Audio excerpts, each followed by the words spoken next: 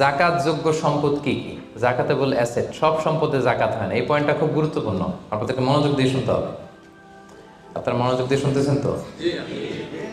আপনি ধরেন ওই যে উদাহরণ দিয়েছিলাম, গত রমজানের 20 তারিখে নেশা পরিমাণ সম্পদের মালিক হয়েছেন, দেখলেন সারা বছর আছে এই টাকাটা। তো এই 20 রমজানে তো আপনি এখন হিসাব করবেন, তাই না? তো হিসাবে আপনি কি কি ধরবেন? সব সম্পদে জাকাত নাই। আপনার বাসার যে ফার্নিচার, এটা হিসাব করা লাগবে না।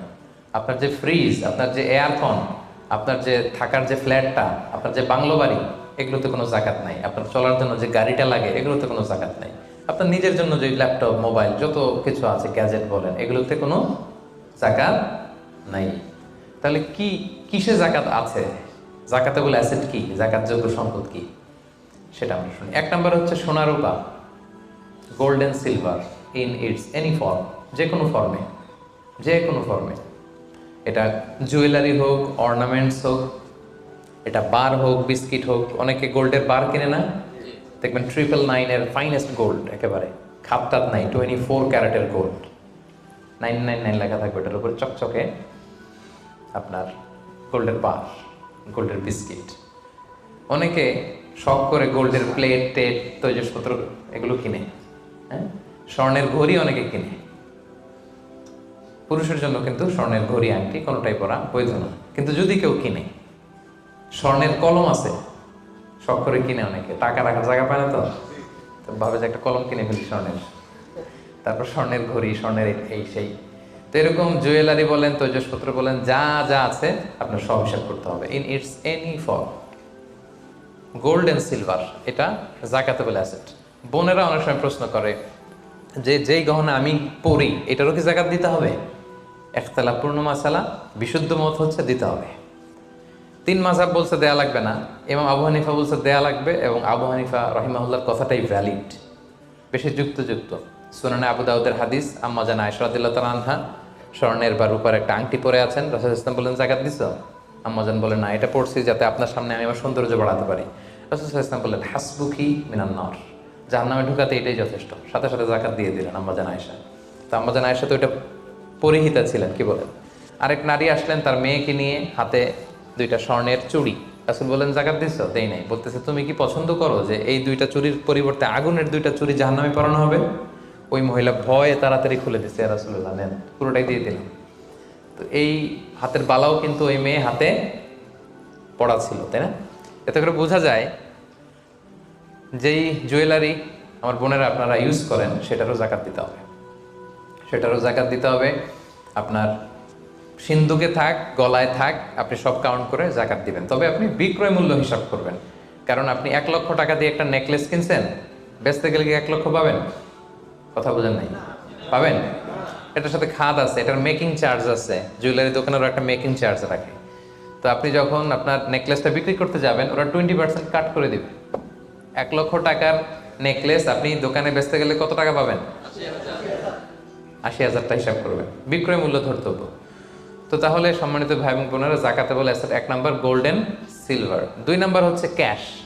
ধরেন আজকে আমি আমার জাকাত হিসাব করতে বসছি, তো আমি দেখতেছি যে আমার স্বর্ণ টর্ণ কি আছে না আছে, আমি হিসাব করতেছি।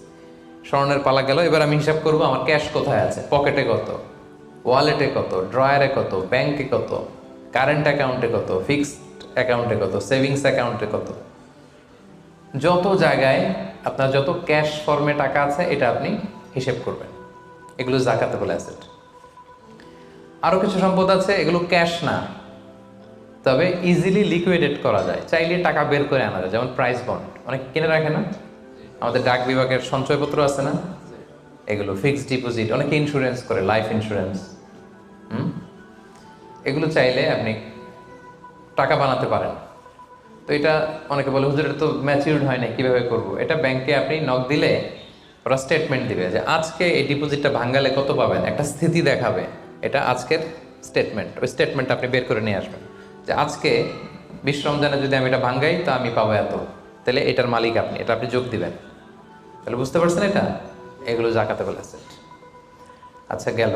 এরপরে ব্যবসার সম্পদ, উরুদ উত্তেজারা, যত ব্যবসার সম্পদ আছে এটা কিন্তু আপনি জাকাতে হিসাব করবেন। উদাহরণ দিই, একজন বিস্কিট ফ্যাক্টরির মালিক, উনি বিস্কিট বিক্রি করে। তো আজকে আমি যে জাকাতের হিসাব করতে বসছি, আমি আমার কোম্পানিতে ফোন দিয়ে আজকে কত carton biscuit ready to sell, কত কার্টুন, ধরেন 50,000 পিস, তো এটার দাম কত, বিক্রয় মূল্য আমি যোগ দেব। তারপরে বিস্কিট বানাতে যে র মেটেরিয়াল, হ্যাঁ, গম লাগে, সুগার লাগে, ইত্যাদি ইত্যাদি যা লাগে, এগুলোর যে প্রাইস, এটা আমি, জি, এটাও আমি যোগ দেব। ওখানে ধরবো না কি, ওখানে ধরবো না হচ্ছে যেটা ফিক্সড অ্যাসেট। ব্যবসার ক্ষেত্রে ফিক্সড অ্যাসেট ধরতে হয় না। যেমন ধরেন আপনার ফার্নিচার বা কারো বিস্কিট ফ্যাক্টরি, তার ফ্যাক্টরির যে জায়গাটা, এটা আসবে না। মেশিনারিজ, যে মেশিনে করে বিস্কিট বানায়, ওইটা আসবে না। তারপরে ধরেন এটা লরি ট্রাকে করে বিভিন্ন জায়গায় আমি পাঠাই আমার প্রোডাক্টগুলো, এই যে ট্রাকের দাম টাম, এগুলো কিন্তু ধরা হবে না। এগুলো ফিক্সড অ্যাসেট, মেশিনারি ধরতে হয় না। শুধু প্রোডাক্ট রেডি টু সেল অথবা র মেটেরিয়াল, এগুলো ধরবো। শেয়ার বাজার আছে, অনেকে শেয়ার কিনে, এটাও আপনি ধরবেন। ওই দিন আপনি হিসেব করবেন। শেয়ার দুই ধরনের, একটা আছে আপনার প্রাইমারি, একটা নেট ভ্যালুয়েশন করা হয়, পরে এটা একটু দাম বাড়লে অনেকে দেখবেন যে সারাদিন দেখতে থাকে দাম বাড়লো না কমলো, সেকেন্ডারি মার্কেটে এটা সেল করে দেয়, আছে না? তো এটা আজকের দিনে আমার এই শেয়ারটা সেল করলে কত প্রাইস পাবো, এই প্রাইসটা আমি যোগ দিয়ে দিব। ওকে, আচ্ছা গেল।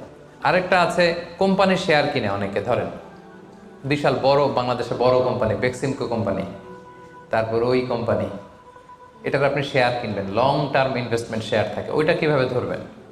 ওইখানে কোম্পানির অ্যাকাউন্টসে আপনি নক দিলে জাকাতেবল অ্যাসেট কত আছে এটা ওরা বলে দিবে। বড় কোম্পানিগুলোতে ম্যাক্সিমাম 40% জাকাতেবল অ্যাসেট থাকে। এই যে লিস্টগুলো আপনাকে শোনালাম, এগুলো হচ্ছে জাকাতযোগ্য সম্পদ। আপনার এগুলোর উপর জাকাত আসে। আজকে 20শে রমজান, আমার 1 বছর হয়েছে, এগুলো সবগুলো আমি যোগ দিব। তাহলে জাকাতযোগ্য সম্পদ কি, মোটামুটি একটা ধারণা পেয়েছি না? পেলাম। এবার সহজে জাকাত কিভাবে হিসাব করব? অর্ধেক তো হিসাব করেই ফেললাম, কি বলেন?